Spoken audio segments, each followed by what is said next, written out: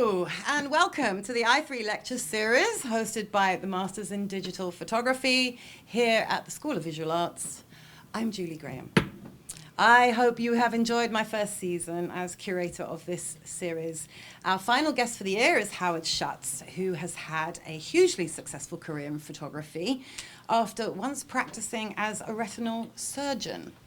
And I like the idea that studying eyes may have informed Howard's photography. Howard has published almost 24 books, and his latest, Pairs, his 23rd, is a deep dive into his archive, exploring the dynamics between two images. The book has been getting rave reviews, so let's hear it for Howard. I made this talk for students. I want to tell you a path of making art, of being creative, to make art that'll take your breath away. I don't know how to do that, but I know what the path is, and that's what this talk will be about. So, thank you all for coming. Thanks Julie, Tom, Marco. I'm going to talk about creativity and the principles, some of the principles of creativity that I list. Those principles were used in the making of the images of this book, Pairs, which Beverly and Ornstein and I did together. Creativity is a fundamental aspect of being human. One can't create freely while thinking about what anyone else will think about it. If you are making art, or you're trying to make something and you worry, what are they going to think about it? What do they think? You're gone. You're done. You have to make it, you have to go on your own path. You have to find, for personal work, your own inner instincts and go with that and have courage. And don't beat yourself up when you can't get it all the time. You're the only one with your voice. No one has your voice. So don't listen to anyone. Now that's not to say don't take wisdom from your teachers, because craft, methods, working abilities, that sort of thing, you can learn all kinds of things from other people. But in terms of ideas, they have to be your ideas. During my long career as a photographer, I've had literally hundreds of people come up and say, you ought to do this. And it never resonates inside me. It's not something I could do. It'd be too hard. I usually say, it's a great idea, go ahead. Go ahead and do it. Try this, I might add something to them. Someone else's way is not your way. Do what makes you happy. Do it without thinking about the consequences. The making of art, the creating, bringing something new into this world, it's about you. So you have to be really aware of who you are and what's going on in your subconscious and what you see and what you're aware of and what you love and what attracts you. The ideas do exist in you. Finding them inside you is a challenge, but that's what you got to do. So you create for yourself. I create photographs to surprise and delight myself. If I worry about an art director or an editor or an audience or a gallery or a reviewer, it's not going to be me, and it's not going to be pure, it's not going to probably be any good. Why did I do this? I had to. I just had the idea I was going to take this model who I'd worked with before and have her smush around in paint and see what came to be. And I did it purely for me without thinking about what anybody else might think about it. I spent a year each evening in a studio, blackened and with the sound of Mozart's Così fan tutti's opera playing, photographing flowers, and I had florists from all over the city delivering me all kinds of things. Somebody even delivered an old dead wasp nest, but they delivered everything. And I learned all about flowers. I learned about their anatomy. I learned how they looked compositionally, their own inner graphic design. And that brought me information. I became sort of a scholar of flowers, and that allowed me to do things that had to do with flowers. This is a group of 20 dancers that I shot as petals. And you can see there's repetition, but it moves around and it's a chrysanthemum, or it's another dahlia. So you create to fulfill yourself, create to discover what's inside you, to learn who you are. What you create is who you are. An audience might be able to look at your work and know more about who you are than you know. That's okay, but you create to get inside yourself and deliver what's inside without the consequence of worrying about what anyone else thinks. Now, creativity is the making of something that hasn't been in existence before. No one wants to see what's done before. No one wants to hear the same note. So you want to use your imagination to innovate, to take new paths, and create what hasn't previously existed. Well, this pretty picture, it's a dancer. And I show it because, well, first of all, an image is only as good as its weakest part. So an average dancer, you're not going to make anything much better than an average picture. She's one of the world's best ballerinas. And I was able to work with her and create this image. Now, it's a pretty image, but I've seen it 1,000 times. I could teach anybody how to make this image. It's not so difficult. I have a genius dancer. The lighting was simple. I knew how to direct her and what to say. So I don't want to make pictures like that. I can make pictures. There's a recent dance book where every picture is this. I mean, and I've seen that picture in dozens and dozens of other places. You want to see something new. You want to be lit up. You want to see imagery that takes your breath away.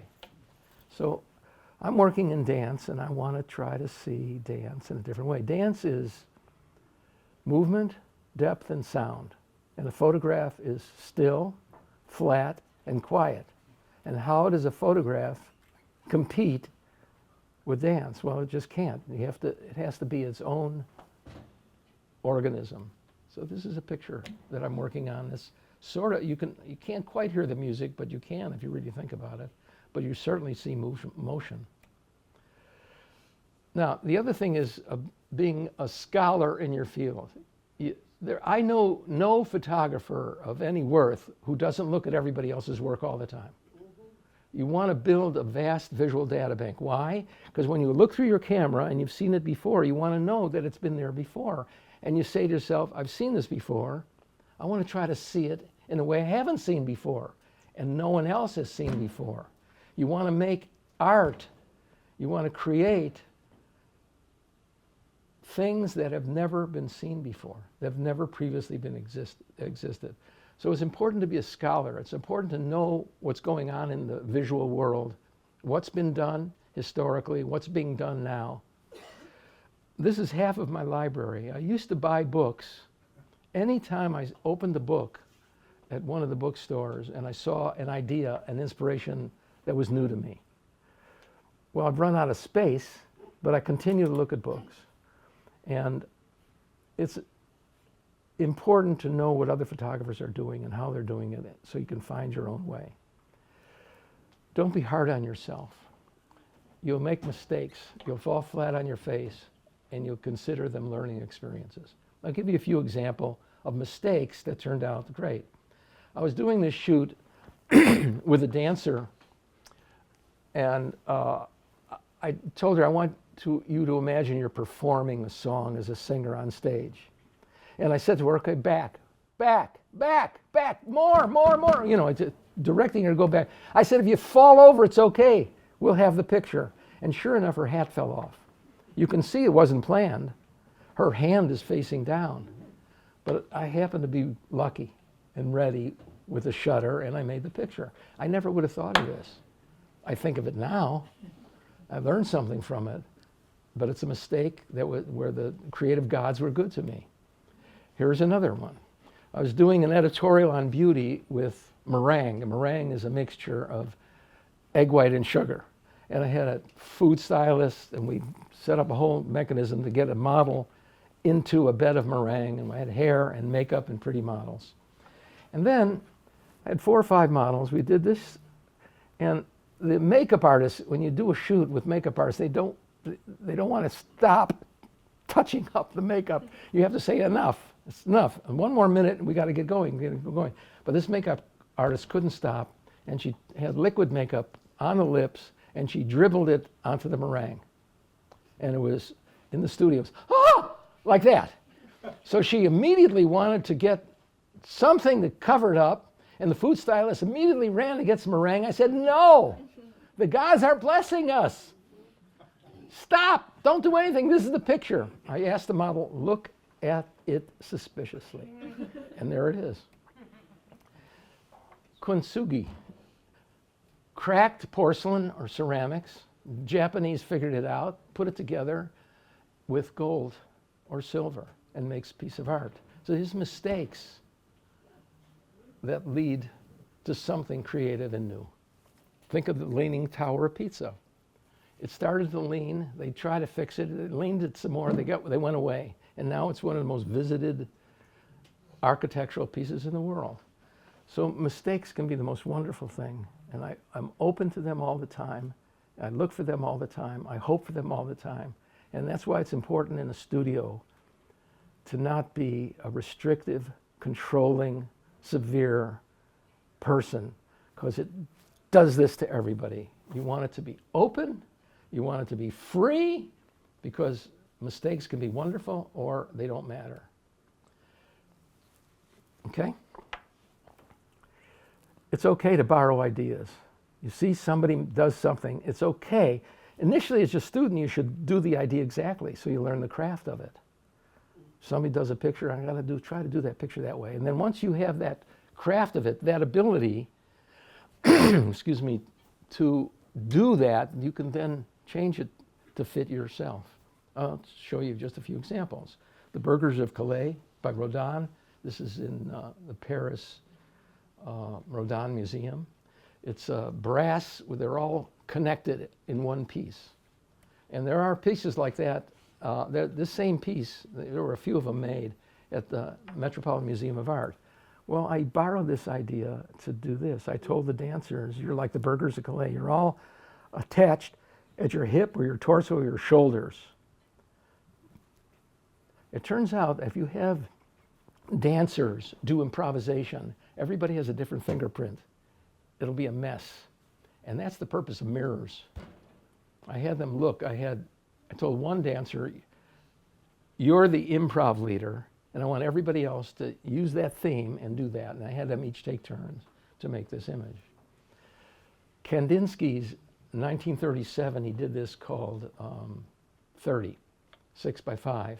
He dribbled and dibbled with black and white, and he made this checkerboard thing, which is a famous piece. It's been in the Guggenheim and all over the world. Well, I was asked by Momix Dance Company to make some sort of imagery for their yearly campaign of dance all over the world, and I borrowed from Kandinsky. I essentially made a 5 by 6, 30. The dancers wore black or they wore white, and I had them do everything. I had them jump on trampolines, lean on poles. I did doubles, I did portraiture, I did all. The more you look at this, the more you see that made this image, Momix. So sometimes you have rigid plans, objective, exacting plans, and that's the worst possible thing you could do, is not leave yourself open to deviate along another path. You can have ideas, and you should have ideas when you begin a creative process, but you should be open to see, where does your intuition take you? Where does your imagination take you? These things are restrictive, they're a road to average, and they're crippling. You want to try to be open and let go.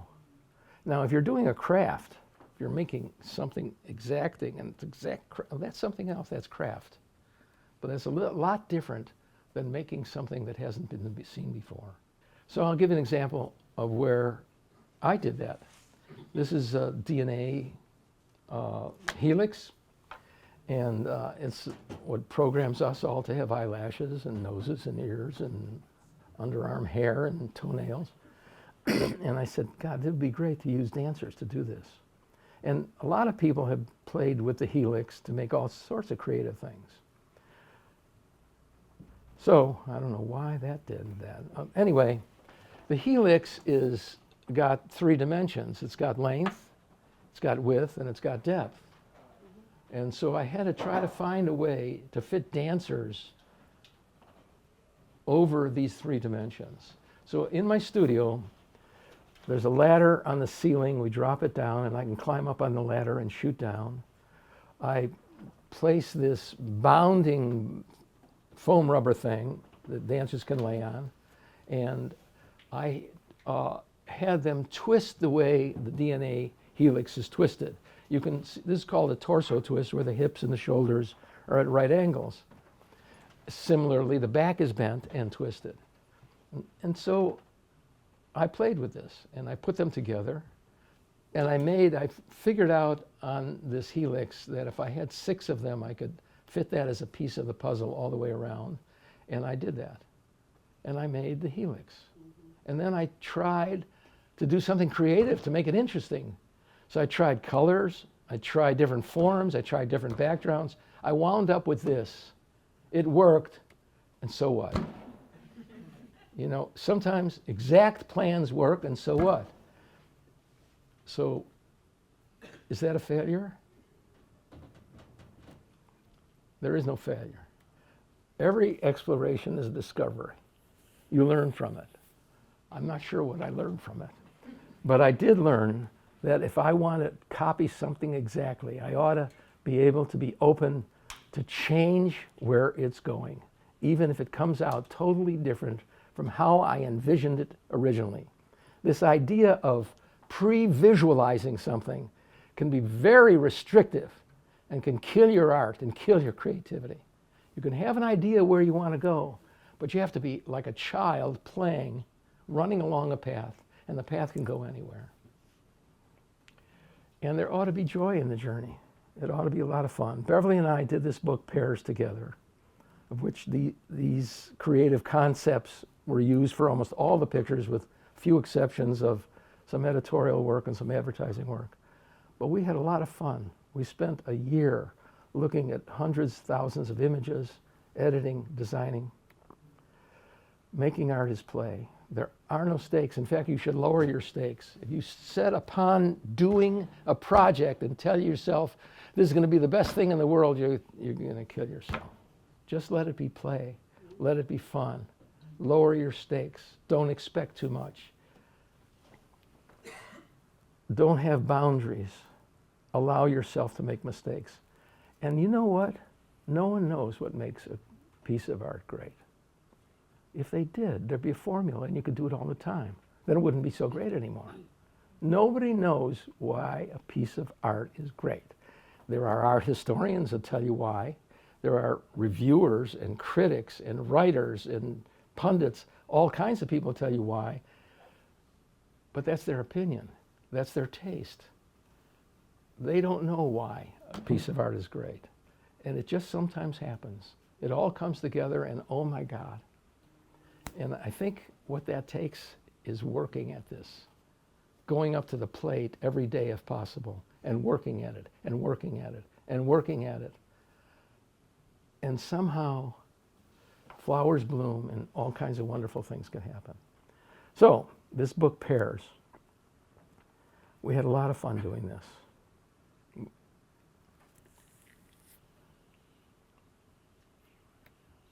There were many categories of pairs we discovered. We about 24 categories.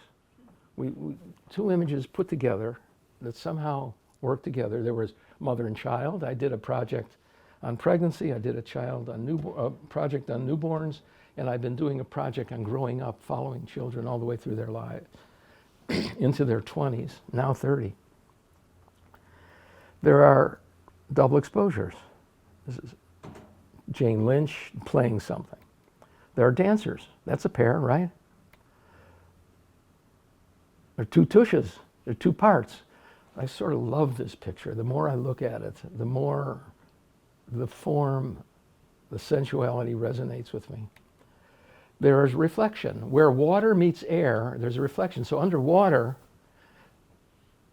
the underwater surface will reflect what's in the water just at the correct angle. That's a pear. I worked on a project called Body Knots. That's a pear. And sometimes you can make pears in post. I mean, Andy Warhol started this thing, and probably other people before him, but you certainly can do that. And then there are diptychs. What is a diptych? Well, a diptych originally came from church art. This is the 2 panels, the birth and death of Jesus. But nowadays, a diptych is any 2 images placed together that somehow resonate to create something else. It could be graphic design, composition, color, metaphysical reasons, psychological reasons. Somehow they go together and they make something else. In fact, this whole book, Pears, is diptych. We wanted to call it diptych, but no one would have known what it was. This is a diptych.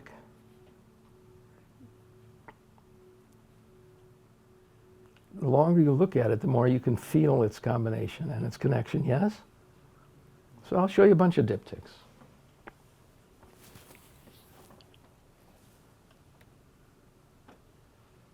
Who's that? Tracy Morgan.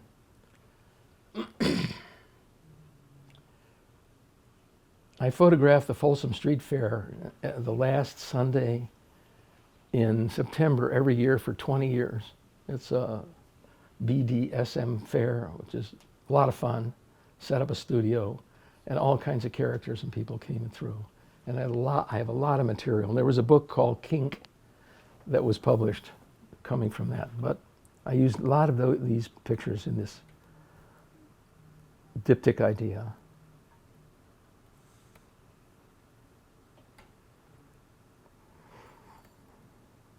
These are some Folsom Street guys. This is this fellow.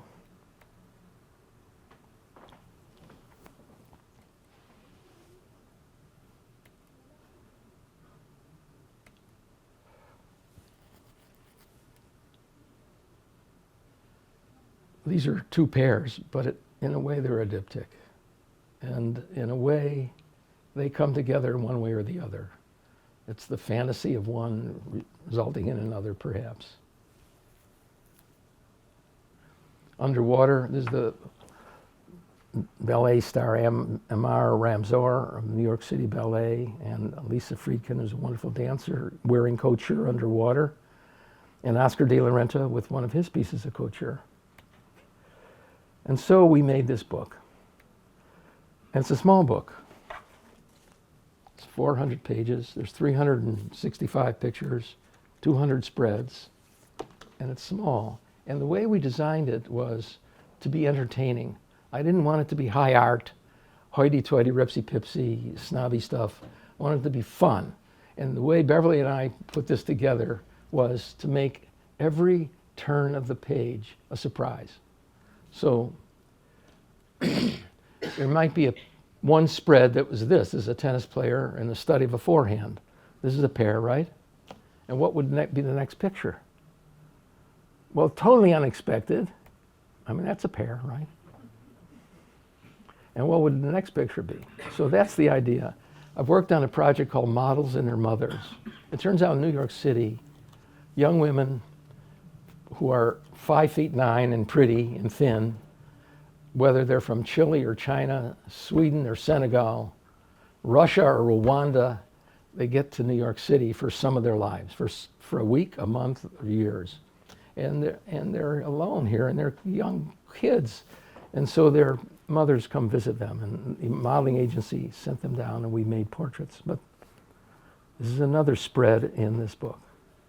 And then from the Folsom Street Fair, our Cheez-Its guys. My work is project-driven. I work on 2, 3, 4 different projects at a time.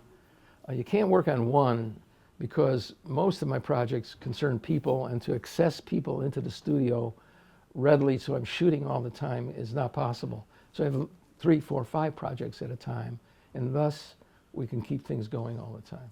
And over the course of 30 years, we've had 20, this is the 23rd book. So Pair is a collection of images from past and current personal projects for the most part, with some exception. And so I'll show you some groups of these projects. I grouped them together for your sake, but the book is not grouped together this way. I think this is pretty interesting. This woman from Sudan came as a model, and I was doing a project called Born in Africa. And sure enough, she was pregnant and called me. I said, when you're 38 weeks, call me again and come in. And she did. And we lit it the same way, stood her the same way. And it's so interesting how the body changes. And the other 2 pictures are, both women are 39 weeks pregnant. Both gave birth within a week. But look at the difference. And there's wonderful stories. On the left, this woman had this young man. I photographed her when she was pregnant with him, and he was a newborn. I followed him throughout his life, and here he is, 18 years of age. She divorced his father. She remarried. The new husband wanted to have children, and she got pregnant with a new husband, and they came in to make this odd picture. This was a model from Siberia, and her mother from Siberia came to visit her. And there she is. Identical twins in many ways. So these are images from my newborn project. This is the body of the Siberian model, and this is her baby son, who was quite interested. And you can see how people are different. On the left is a model. Even though she loves her child, is holding him probably tenderly, she still is aware of the camera and posing and doing something for the camera. On the right is a prima ballerina, who of course loves her son and has affection, but also knew exactly how to place her feet, her head, her neck, her back, and everything. And this is an interesting story. This boy on the left has Down syndrome. He's 12, and on his left is his brother, who's 11. And they grew up together, and here they are at 22 and 21, 10 years later. The older boy has been a loving, gentle, protective brother for his brother. It's been a sweet story following these kids. 8 years old, 22 years old.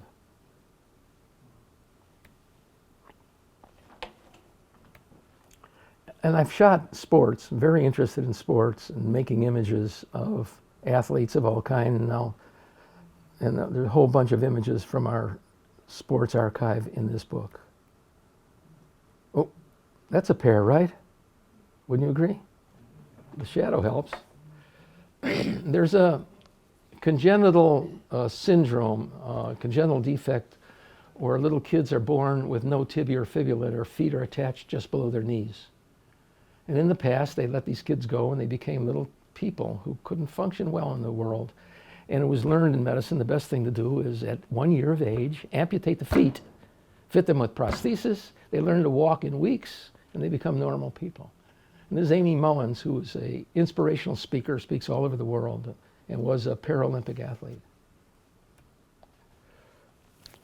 I studied the pitcher, Pedro Martinez, giving him a light wand. I brought 2 light wands to this Florida spring training place, and he threw the light wand right into the ground and smashed it. I went, oi. And so he got it. And then Billie Jean King. I've been working on studying the NFL. I'm very interested in the body types. For instance, offensive linemen are usually 320-pound, big, wide, huge people that do one of 2 things. They keep the defense out, blocking to protect the quarterback, or they make holes for running backs. That's what they do. They're big, huge people. Whereas defensive cornerbacks are sometimes 180-pound little gymnasts who can run backwards and sideways as fast as they can run forwards. And the body types inform their position, and it's sort of nature and nurture. They then build their bodies up continually to do that. So, I don't know if you know football, but there are 2 defensive linemen and 2 offensive linemen. Which are which? The left is defense. That's right. These guys are ready to go on the defense, are ready to charge in, and the 2 guys on the right are ready to receive them. This is a linebacker catching a fumble. That's a diptych or a pair. This is Jamie Gillan of the Giants, the punter.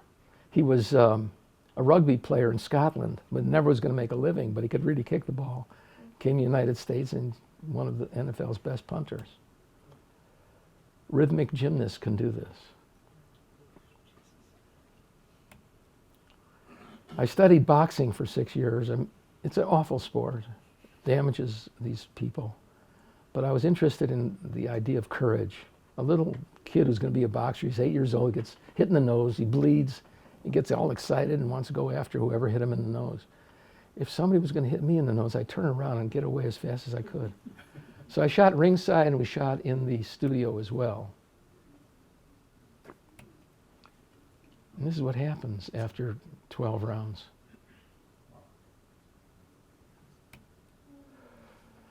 On the left are 2 world champion Ironman athletes. Marathon, 120 miles on the bike, 2 miles swimming.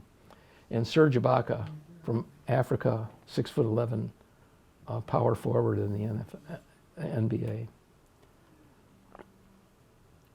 I like studying motion. It's one thing to study the body, which interests me because they are quite distinctive, but the idea of showing what they do interests me. Now there's a thing called the Eddie Adams Workshop, some of you may know about. It's been going on almost 30 years. Eddie Adams was the photojournalist who took the picture of the Viet Cong general shooting a Viet Cong guy in the head. It's a famous picture. He was a famous war photographer and a great man. And he developed a workshop which occurs in upstate New York every fall. And I was invited, I've been invited every year, and I did so for 20 years to give a talk. He wanted, this was photojournalism. I said, what do you want me for? He says, I want to show them what's possible in photography, what other things possible. So what I did was I gave a talk, but in the afternoon I set up a studio and I made portraits. And every year I made the portraits different. So this year I had a bent mirror. So everybody came in and made fun. Another year, this is a regular mirror. And I've been working with actors. We have 2 of our books. The last one is called Caught in the Act with John Malkovich on the cover. But I like the idea of the double exposure with actors. When the boxing book came out, MGM called me and said, would you photograph the backstage, we're making a movie called, what was the name of it? Grudge Match with De Niro and Stallone. I said, I'll do that, and it interests me, and I'd like to do that, but I'd like to set up a studio in back where I can make portraits as well. They said, sure. And so these images came from that. They were both really nice people. I'm working on a project called Above and Beyond Extraordinary Individuals in Our Time, people who have given to humanity in a positive way. And I'm doing portraiture and video interviews, and that's what the Leslie Stahl picture came from. And this is one of the actor pictures, Taraji Henson. Colin Firth and Tyne Daly in an installation. You know these people, right? Who are they? Peter Dinklage and Michael Wilson. Michael Williams. And borrowing ideas from the Pietà, Michelangelo's Pietà in the Vatican is Brooke Shields and the dancer Sebastian Marcovici from the New York City Ballet. And dance has interested me from the get-go. And I continue to work in dance exploring and trying to see dance in a way that I have never seen it before. And so I'll show you images from this book depicting dance.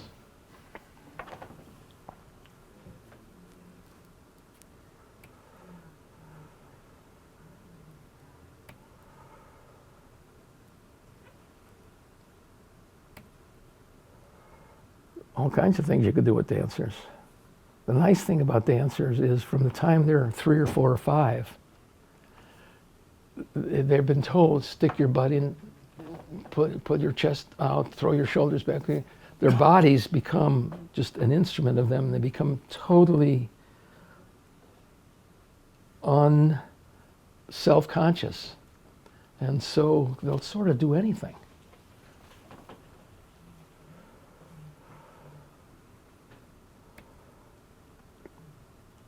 Ailey Dance Pair, Ailey Dance Pair. The Alvin Ailey Dance Company is, to me, the best dance company in the world. They're located here in New York City, and they play at City Center this month. And if you have an evening or a matinee afternoon, they're just the best dancers. They're all balletically trained, and it's a mix of modern dance and ballet and jazz and hip and everything you can imagine. It's just, and they're just phenomenal. And of course, they don't last very long because they get beaten up from these really challenging physical performances. And I'm recently working on pairs to do things that are unlikely. That's unlikely, right?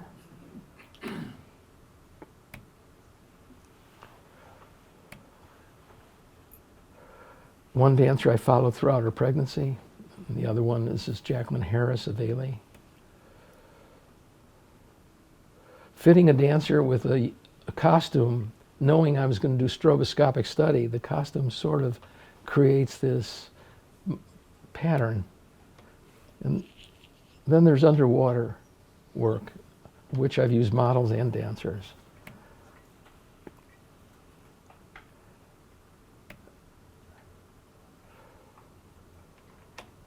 I was asked to shoot the Cirque du Soleil, and these 2 Russian anyway. So the reflection occurs on the surface of the water as well. When you see water, what it's doing is reflecting everything above it. So you can see these reflections.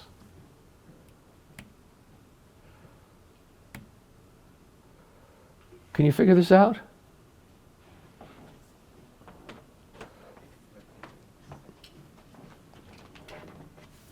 Oh, I can't show you. If you just, this is the surface of the water. So they're just sticking their butts in the water, right? With one arm touching. And I told them be really still so that the under surface of the water rippled very slightly, or not. I was able to form all kinds of compositions and graphic designs that I feel like were quite interesting. I had the Olympic synchronized swimming team come, and we had a lot of fun. And did an editorial called Water Wars with leather fashions underwater. And it turns out, dried the leather off, returned the leather to the designers, and the designers all looked at it and said, "You didn't use it?" I found that really interesting. And then I did this project, Body Knots, placing 2 bodies together and beauty.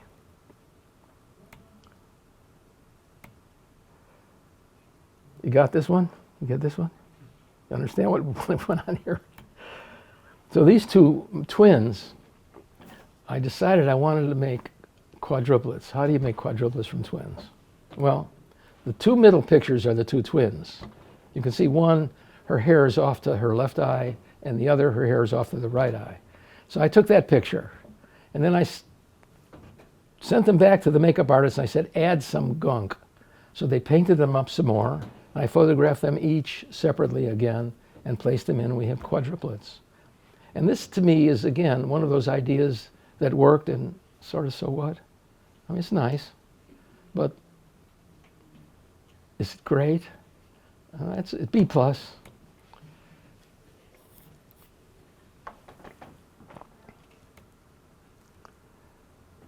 Have a lot of fun in the studio. This is a stylist on his hands and knees, Nico Keflis. I did a project called Beauty Body. We would spend the morning making a beauty picture with hair and makeup, this beautiful Jamaican woman. And we would, during the day, paint a backdrop and then have the makeup artist paint the model like the backdrop.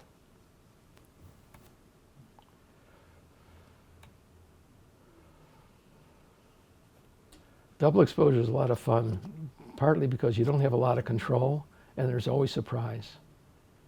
The surprise sometimes isn't so great, but sometimes it's great. And then I've done this project called Installations, which is a creative fiction. Every artist wants his or her work in the best museums in the world. And so,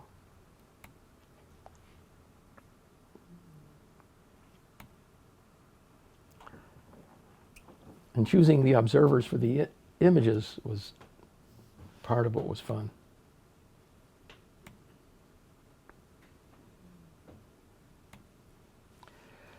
And I've been interested in the human body in many ways, and there were a series of pictures in here on body parts that I studied, trying to make images that were different from anything I had seen before. It's hard, because the body's been painted and photographed for hundreds of years. But I found some things that were a little different.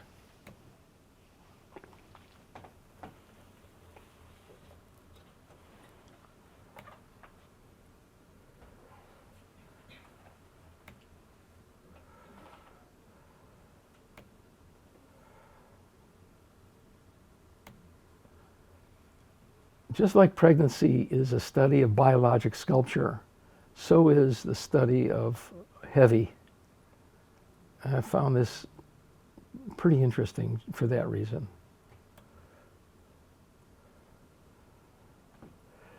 I had a little dancer, she was about 4'11", and I told her, find a giant. I'll show you another picture of her with the giant. And I got to make a lot of pictures of the two of them. That's her and the giant. He's 6'7" or something. I mean, just look. Look where his rear end is in relationship to hers. His shoulders, the legs. Just look at the legs. It fascinates me. And this is Viola Fry, the great ceramicist who died recently, in one of her giant ceramic sculptures. How did I do this? Well, I gave her the sync cord, and I told her to make a picture of herself. And I connected the sync cord to a remote control on my camera, which photographed her making the picture. Got it? Maybe. Alex Katz lived in our building where our studio was, and he's now, I think, 97 and still working. And I asked him, I said, I want to do a beauty story where we paint a model, and I'd like the painting to be yours. And he said, sure. I said, let's do. So we talked about what to do. He said he wanted to do polka dots. So I said, well, how about we'll paint the background too? He says, okay. So he's enjoying painting this model with his black polka dots, and he got in a ladder and painted our, and there we are. And he signed his name, Alex Katz.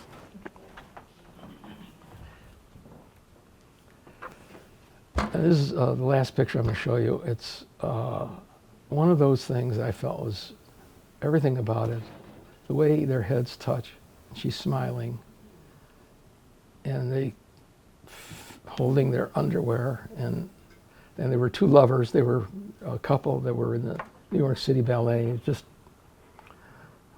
after a long shoot, after trying all kinds of dance stuff, we ended with this. It was quite wonderful.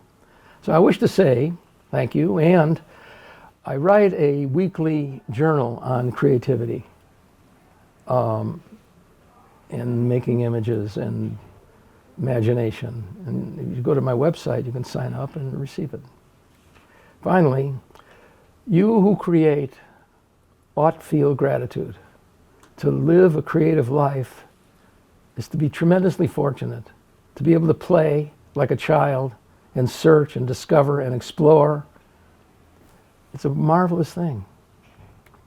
So good luck. Thank you.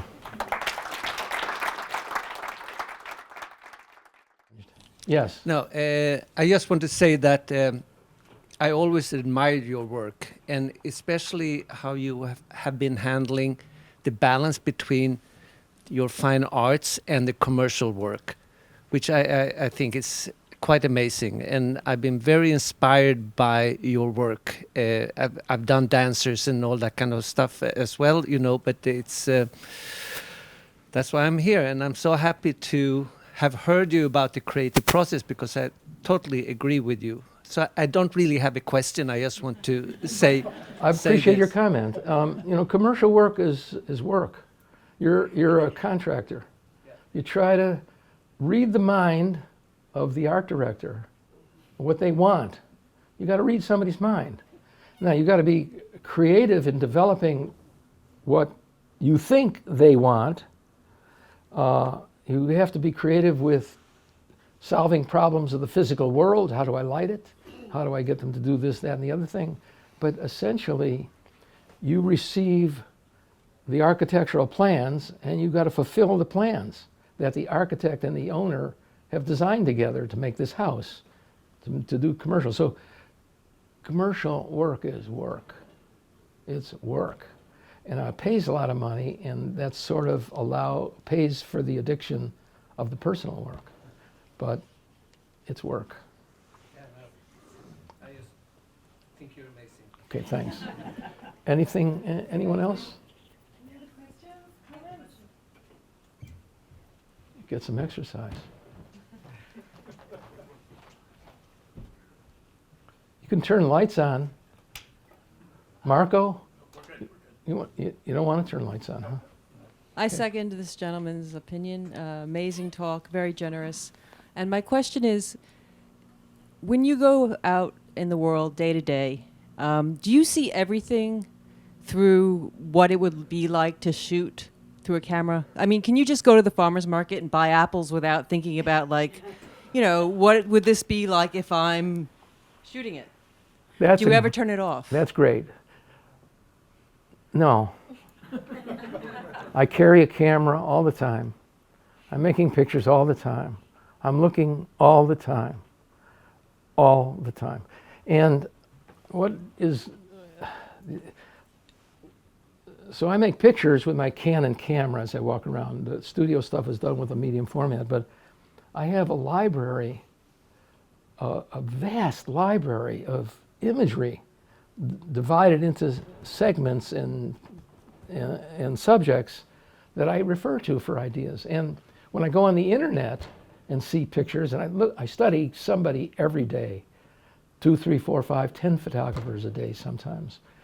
I make screenshots and I put them in this file as under ideas, and then under, you know, dance, feet, portraits, eyes, movement, color, whatever.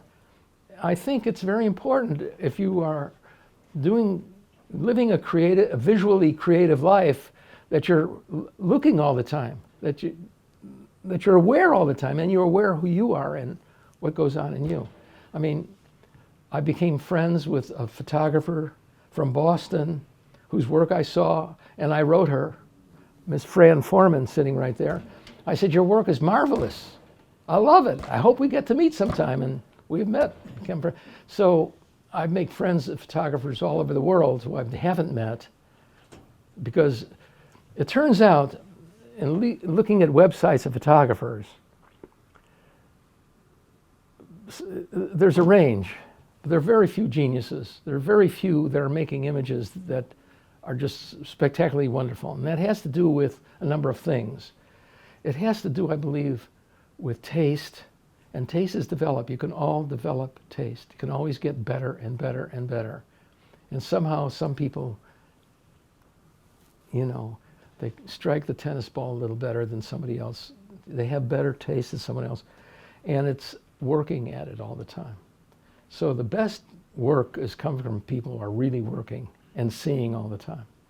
So that's how, I liked your question. No, thank you. I like your work. I appreciate it, thanks. Anything else? Hey, Howard, my question. You've, Beverly Ornstein, your wife, is also the creator of Pairs, the book, and I love that idea that this was a creative collaboration between the two of you. Can you talk about your personal creative and partnership I with paid him to Beverly? ask that question. Everybody, it's a few things. Everybody needs an editor who loves them enough to be honest, to tell them the truth. Your friends aren't your editors. They're all going to want to have a nice relationship with you and not want to hurt your feelings, and all going to pat you on the back and tell you how wonderful your work is. So I had Spike Lee in the studio for this Above and Beyond project recently, and I asked him, he said, you have to have a very select group that you show your work to, and who aren't afraid of destroying your relationship. So it's important to have an editor. Now, I'm married to a woman who is smarter than me and has had over 20 years experience producing television. So she knows the visual world, knows the cultural world, and is also fun and loving and balanced and kind and generous. And so I'm blessed. I never would have done this to this point in my life if it weren't for my marriage and partnership and friendship with my wife, Beverly Ornstein. So I'm lucky, really lucky. So you want to say something, Beverly? I knew you wouldn't. So.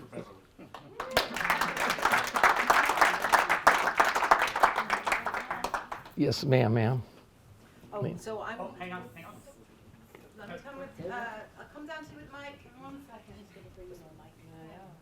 second. Lena, we will get to you. She sees you. Yes, sir. Your work is remarkable. Thank you. When you started to study flowers, was any of that influenced by anything in motion pictures, film, like the MGM musicals, something like that? No, everybody loves flowers. And I have this theory of why photographers shoot flowers. It usually is because they are not busy. and they don't have anything else to do. I went through a period that was slow. But I gotta shoot. So there it was. And so I spent the year doing that. That's my theory. And it's fun. And you don't just shoot the flowers, you pick them apart.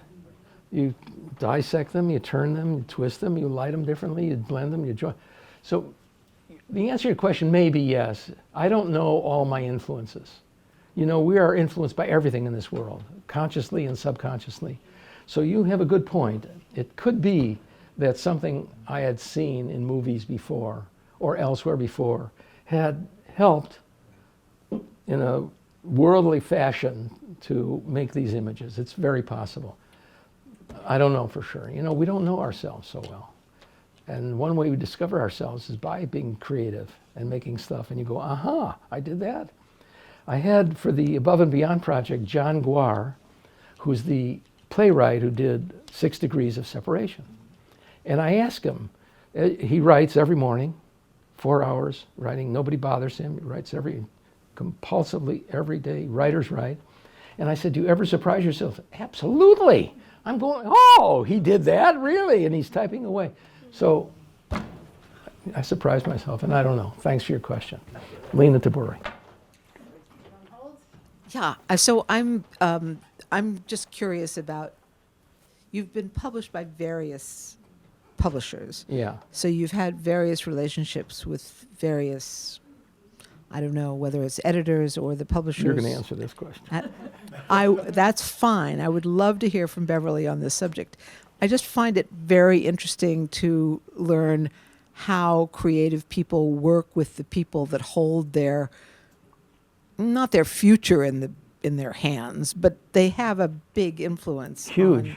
Yeah. So, and sometimes that really works incredibly well, and other times it doesn't. And obviously, when it doesn't, you learn from it, and hopefully, you never publish with them again. But I'm just curious where you really found value. Hand the microphone forward. Well, one thing is that about publishers is they sleep around. So they, you know, you think you're having a great relationship, and all of a sudden it's like they're done, and you have to move on to another. You can have the experience of working with an editor who really gets what you're trying to do, and you can have the experience of working with someone who has the job, who has the title, who doesn't really understand, but who lets you go. And okay, you know, it's really not my vision, but I understand that you're wedded to this, and okay, go forth. So it's really a range. But we have had experience of moving among a bunch of different publishers. And I remember at the very beginning, a very small publisher in Northern California called Pomegranate Press published the Redhead book. And he'd never done anything like that. He just was so charmed by the whole idea. And whatever you want, just go ahead. And we had one other experience like that, and that was with Martin Peterson, who is the publisher, founder of Graphis. And I think you submitted some work to Graphis has an annual competition, and Howard submitted some of the underwater work to this competition. And Marty Peterson picked up the phone and called and said, "Do you have any more of these?" And he flew out to California, and he just fell in love with the work. And it was like that. Give me 75 pictures to choose from. So it's really been a range.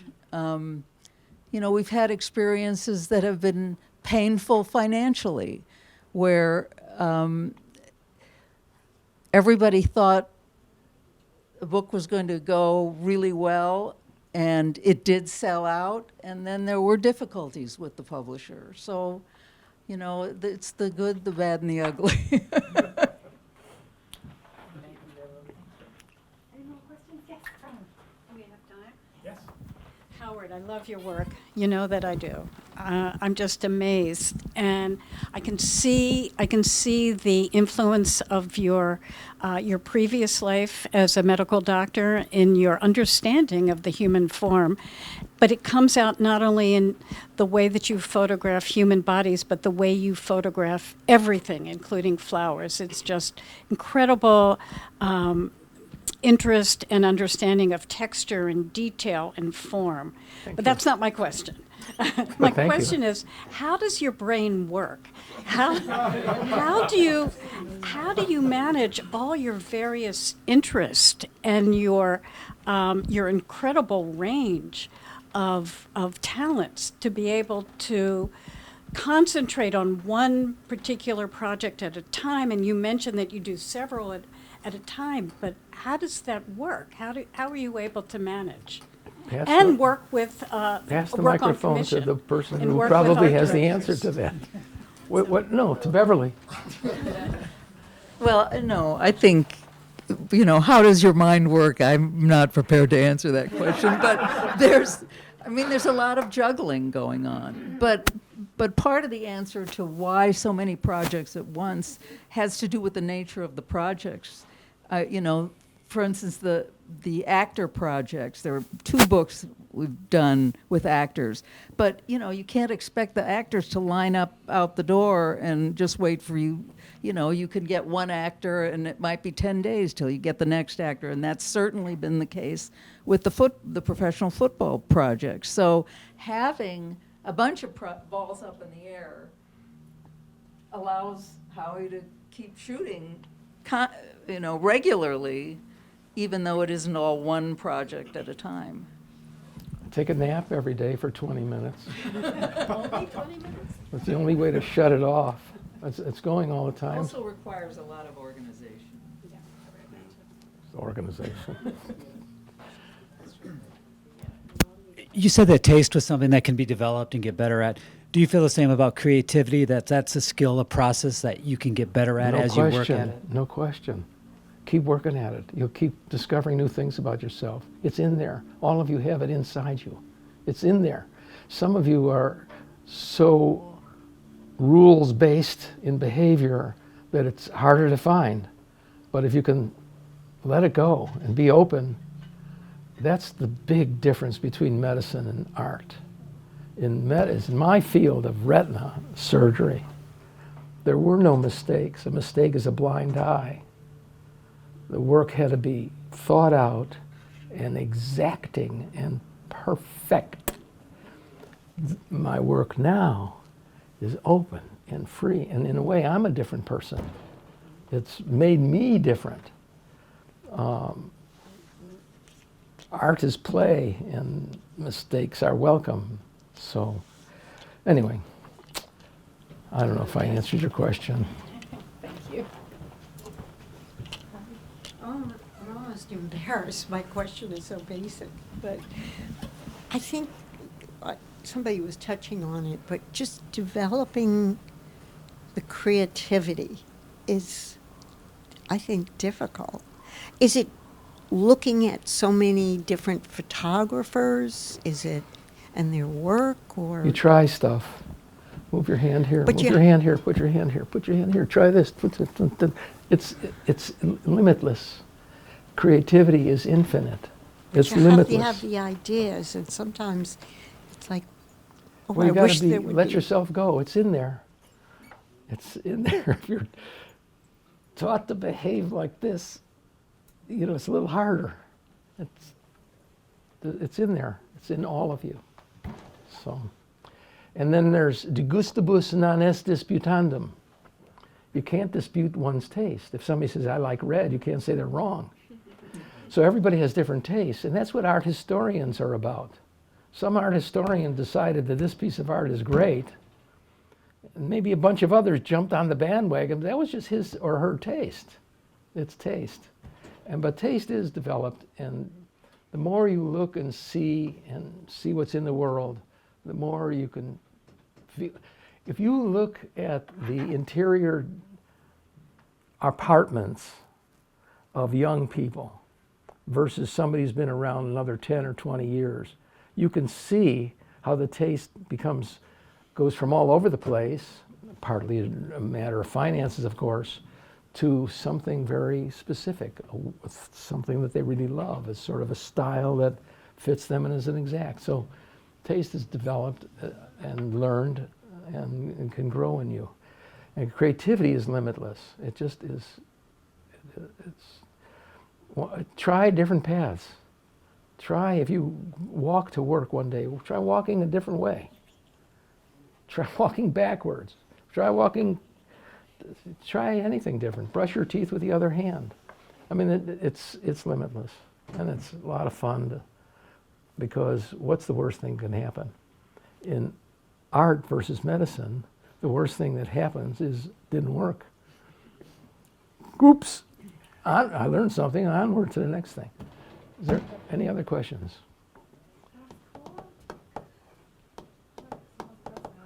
I'll tell you what, before you ask the question, I'd like to ask the students, did these ideas about creativity resonate at all with you? Do they have any meaning? Can you tell me what happened inside when I said some of these things? I think it was very healing to us since we're all going through finals, and I think we're all very much caught up in a mindset like, how can we make everything perfect since we all have to present and get critiqued from our professors? And I think like all your advice of creativity and like loose, like just let it be and try different things and just enjoy I think that was really much needed at the end of the semester, because I think we all kind of forgot about that. Like, yeah.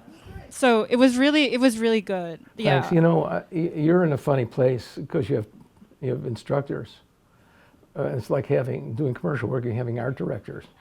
You have people with opinions. They're going to tell you their opinion, and hopefully you learn from that. But maybe when you're out of school, you can find your inner self. You can find your dreams. You can find your instincts. You can find out who you really are. Right now, you know a lot of what you do has to please your instructors, and that's tough. It's tough. Okay.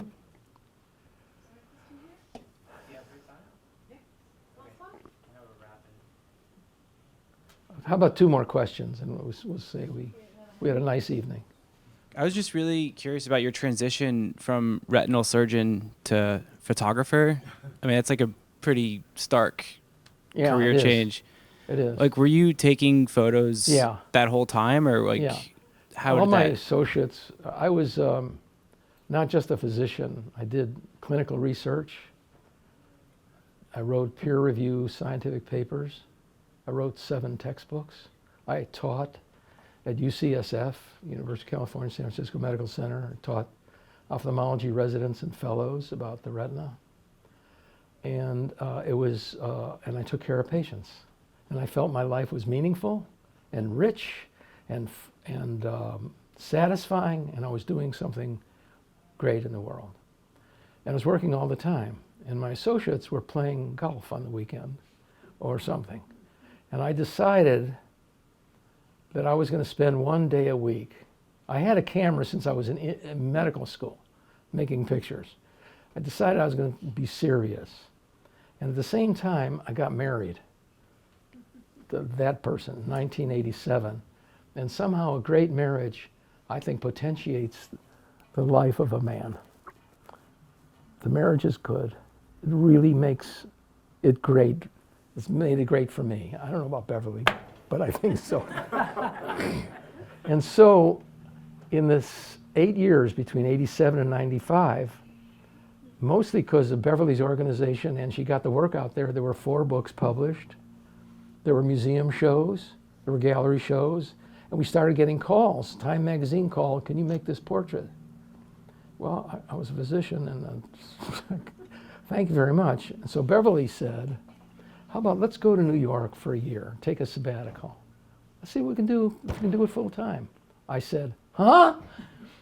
She said, "Come on." So I thought about it, and I made arrangements that the door was open. We can go away for a year, and I can come back, and the door would still be open to me. And that year, it was a life-changing year. We went to bed giggling over the adventure. It was hard. It was anxiety-provoking. It was exciting. We met great people. We had all kinds of adventures, all kinds of challenges. It was a totally different life than a life in serious medicine. So we re-upped. And to this day, Beverly says we're on our 24th year of sabbatical. So I loved being a physician. I liked it. I didn't leave it because of anything negative. I did a shoot. I'll tell you a little story. You know who Rick Rubin is? Yeah. Rick Rubin is one of the world's genius music producers.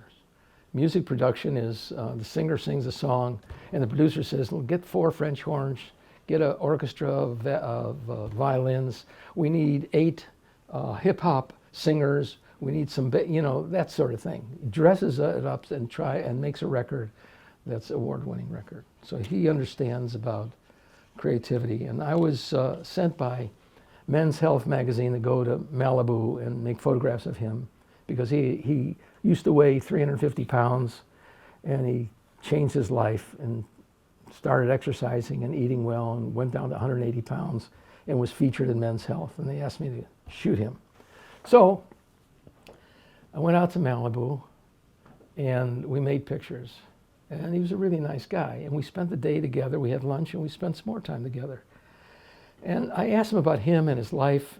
He brought up in New York. He hasn't shaved or taken a haircut since he was 20. He's in his 50s or 60s. And I said, then he asked me about me. It's rare that when you photograph somebody that they care about you. It's narcissistic experience, and you have to understand that and accept that. But he asked me, he was really serious. And I explained what was going on. I said, it's funny, I was in medicine, and I felt I was doing something really meaningful and important. I was helping people. I was saving vision. It was remarkable, it was wonderful. But now I sort of, it's like, just making these images to please myself. And I said, I don't feel the same way about it. And he corrected me. He said, you're wrong.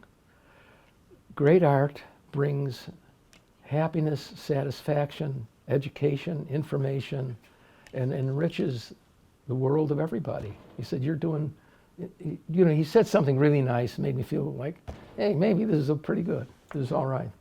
And how did I get to that? Why did I start on Rick Rubin? Creativity. Yeah. Well, that's my answer to my question. We're having a lot of fun. And to this day, I want to live a long time because I got so much more I want to do. So much more I want to try out. We have a studio on 20th, and the set shop is on 20th. The set shop is paper and cellophane, and I walk through the set shop, and how much is this, and how much is this, and how much is that? And how can we get this? I asked Beverly, where can we put this in the studio? So it's still pouring in. Anyway, one more question, and we'll call it an evening. And yes, ma'am. Hi, I'm not a photography student, but I'm a student at FIT, and I have a lot of friends and people I meet who are photography students and aspiring photographers, and a lot of what I see, at least in the photographers I do know, is the desire to perfect their craft and their style and have a very personalized aesthetic throughout their work, and seeing your portfolio, it's very diverse, and you have a very specific opinion on creativity. I just wonder, in the beginning of your photography career, did you really find yourself focusing on perfecting a certain style or genre, or did you always have the idea that you wanted to try new things? Yeah, that's a good question. I have a wide range of interests. I started, I just have a wide range of interests. So many things interest me, and everything. So, and it's hard to make a living and a career in the creative arts. It's not easy. It's like basketball. In this country, 50 million people play basketball. But 1 out of a million make it to a place where they could make a living. And it's that way in most things like that. It's hard. And what separates one from another does take a certain amount of basic, inherent, God-given talent, of course, but there's nothing to compete with hard work. That's as much of a gift. I call it the brass butt syndrome. To be able to sit in one place and not get up until you've done it, no matter how long it takes. And that's sort of what it takes. Anyway, thank you all for coming. I enjoyed it.